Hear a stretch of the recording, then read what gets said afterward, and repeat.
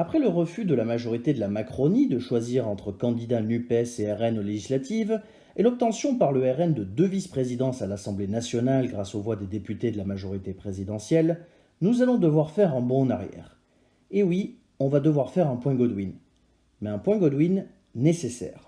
En janvier 1933, Adolf Hitler est nommé chancelier allemand par un président Hindenburg qui lui avait pourtant mis une raclée au présidentiel de l'année précédente. Sauf que si on retient 1933 comme le début du nazisme dominant, c'est le résultat de 5 années de progression spectaculaire. Encore à seulement 2,6% en 1928, les nazis obtiennent 18,3% en 1930, puis 37,3% en juillet 1932. Dès leurs premiers succès électoraux, la droite conservatrice allemande veut intégrer des ministres NSDAP au gouvernement, ce qui est refusé par Hitler qui ne veut pas que son mouvement soit dans une coalition dont il n'est pas le chef. Leur succès a aussi une influence sur le reste du paysage politique allemand, qui se fascise considérablement. Par exemple, le DDP, le Parti démocratique allemand, parti libéral de centre-gauche pro-république et pro-démocratique, devient le DSTP, le parti étatique allemand, conservateur et antisémite. C'est dans ce contexte qu'en 1933, les nationaux-socialistes obtiennent 43,9% des voix et parviennent à former une coalition majoritaire avec le Front de combat, une alliance de différents mouvements nationalistes. Vous allez me dire,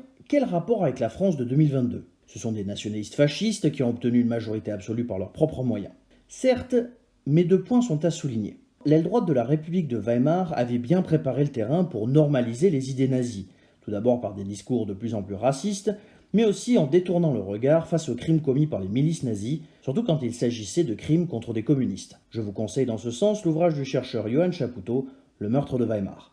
Le deuxième point est néanmoins le plus important et il intervient le 24 mars 1933. Afin de pouvoir outrepasser le Parlement et limiter voire supprimer les libertés individuelles, le gouvernement dirigé par Hitler demande les pleins pouvoirs. Mesure déjà mise en place à 2 reprises par des gouvernements centristes. Sauf que pour les mettre en place, il faut une majorité de 3/5 du Reichstag. Les communistes ayant soit fui, soit déjà été emprisonnés, et les sociodémocrates étant certains de voter contre, les nazis et leurs alliés auront donc besoin des voix du DSTP et des catholiques de centre-droit du Zentrum. Ces derniers feront le choix de voter pour la mise en place des pleins pouvoirs, citant comme justification la menace communiste et posant ainsi la première pierre de 12 années d'horreur. Revenons désormais en 2022.